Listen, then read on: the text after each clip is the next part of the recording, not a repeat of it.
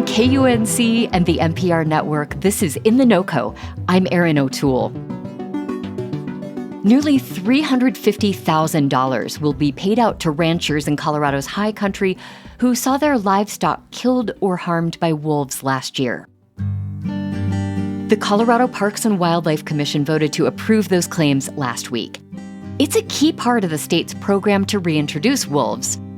And it gets less attention than photos of newly released wolves turned loose by wildlife officials. It's an acknowledgement that while voters support wolf reintroduction, actual wolves make life harder for ranchers. So we wanted to look at these reimbursements. Here with us to talk through all of this is our very own wolf reintroduction expert, Scott Franz. He's been covering the wolf reintroduction for KUNC since they were first released in December of 2023. Scott, welcome. Hey, Erin. Excited to be here.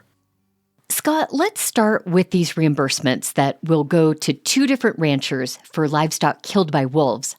How does a rancher file for a claim, and then how do wildlife officials verify it? It all starts with a phone call. A rancher makes, that really terrible discovery that one of their animals has been killed, and they're told to take pictures, do as much documentation as they can, and call Parks and Wildlife. And they send out investigators who are trained to find out what kind of predator killed the animal. This investigation takes some time. It's almost like a field necropsy where the state starts to make a determination. What are those photos like? Are they public? I haven't looked at them, but a lot of ranchers actually have been sharing the photos publicly, outside of this process because, there's a lot of angst about the loss of animals and they want the public to see what happens when wolves kill them. Okay, so once ranchers have filed claims of loss, the Parks and Wildlife Commission holds public hearings with wildlife biologists present. They hear arguments, and then there is discussion before a vote is cast. Scott, who is on the commission that decides whether to make these payouts? How many ranchers are involved? Well, right now there's at least 3 ranchers on this commission, and that's actually required under state law. And we actually, at the most recent meeting, had a rancher who had to attend virtually because it's calving season. And wow. He said, I've got 20, 30 calves coming a day, and he actually cited the presence of wolves as a reason he couldn't be there to vote on these compensation claims in person. You mentioned the dollar amounts of these reimbursements. The state paid out $343,000 to 2 ranchers in Grand County.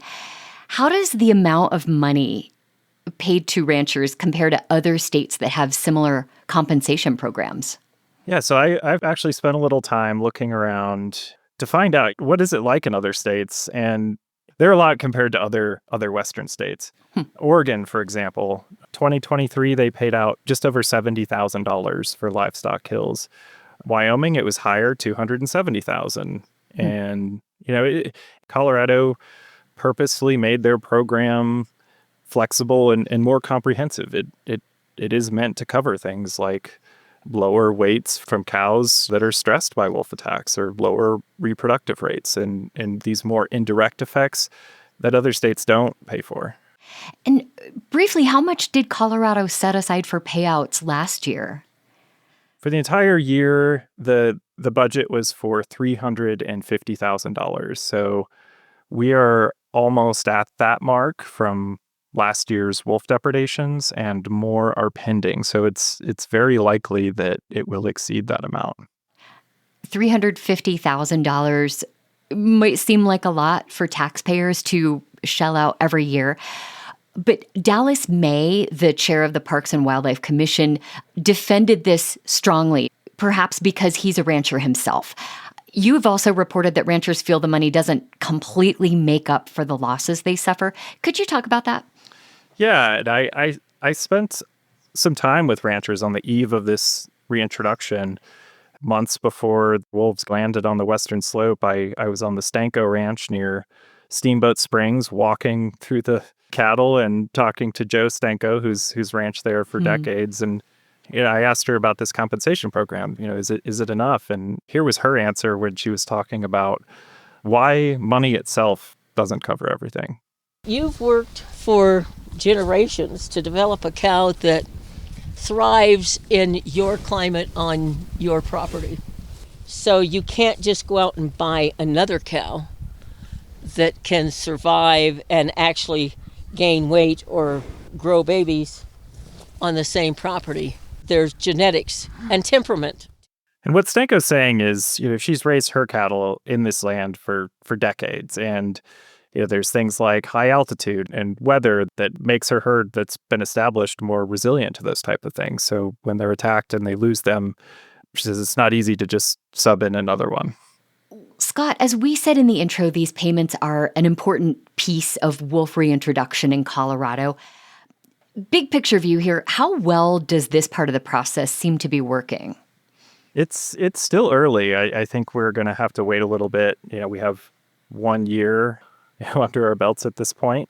The state says even if we exceed the $350,000 for this year, that it will, be able to cover it through other funding mechanisms. Mm-hmm. At the same time, state wildlife officials are saying they don't think this will be the norm to see payments like this. They say much has changed since last year when all these depredations occurred. They say, there's range riding programs in place. There's dozens of ranchers who have requested site inspections to defend against wolf attacks. So they're expecting some of these programs to really start showing benefits and hopefully bring down not only the number of depredations, but the number of claims that have to be made.